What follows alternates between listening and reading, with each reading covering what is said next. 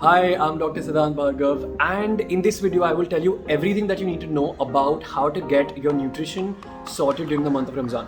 Now, as we all know, the month of Ramadan is where you are fasting. There is a sehri, there is an iftari. You're fasting between the two. You're also praying multiple times a day. It's a very auspicious month.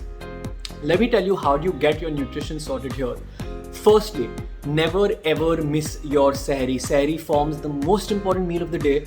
You wake up in the morning, you need to make sure that you're eating at least 15 to 25 grams of protein. Along with that, you need to have a complex carbohydrate source. What that means is that it has to be a slow digesting carbohydrate that ends up giving you energy throughout the day. You don't want to start feeling hungry through your fasting hours, right? So, whether it's rice, whether it's poha, whether it's upma, whether it's bread, whether it's wheat, whether it's jawar, bajra, ragi, whatever it is, a slow digesting carbohydrate source is a must. Along with that, you need to have 15 to 25 grams of protein. Now, whether it is curd, which I personally love because it's a very slow digesting protein source, or whether it's egg, whether it's chicken, whatever you like eating, you're supposed to eat during your sehri. Another thing keep in mind is that a fat source, which is either nuts or avocado if you have it available, and a source of fiber, which means salad, is supremely important because fats and fiber is what is going to help you keep full through the entire day.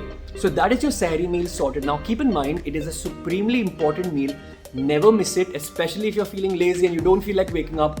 Don't do that, but also don't overeat here, because think about it, you're going to sleep for a couple of hours right after sehri and you don't want to feel that discomfort in your stomach. So that's with respect to your sehri meal. After that, also another thing you must keep in mind during your sehri meal is that this is a pro tip. In fact, make a mixture of Tata salt and Tata light salt, which is basically a sodium dominant and a potassium dominant salt. Mix them together and take 1/4 of a teaspoon of this mixture. Mix it in about a liter of water and consume during sehri. Now trust me, this is a complete game changer. The reason you get dehydrated during Ramadan is because, of course, you're not consuming water, but you're also leaching out water and salt through urine or through sweat. So making sure that your electrolyte levels are always kept on top is very important. Coming to your next meal, which is your iftar. Now, how should one break your fast? Iftari ka khana kya hona chahiye? It's a very common question. The answer is very simple. Number one, you fasted for almost 14, 15, 16 hours even.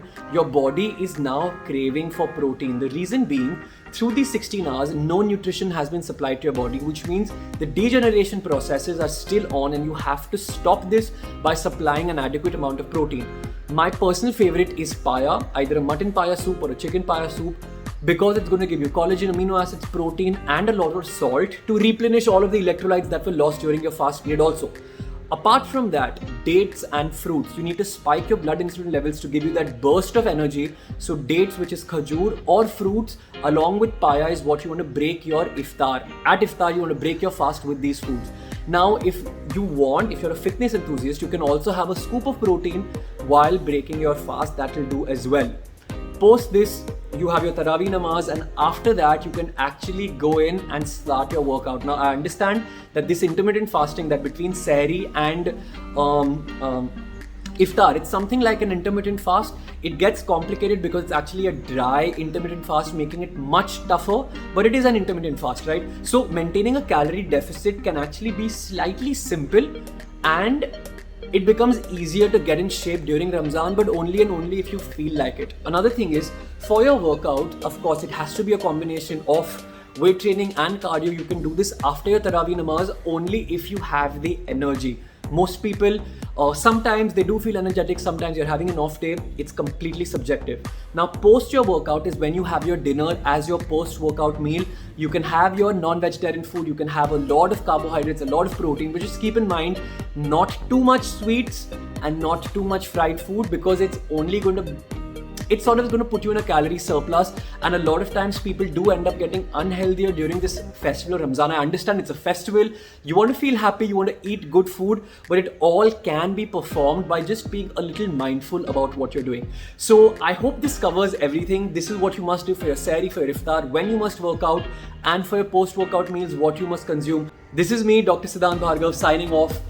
This is how you get fit during the month of Ramadan. Happy Ramadan, and like, subscribe and share this video with all of your friends.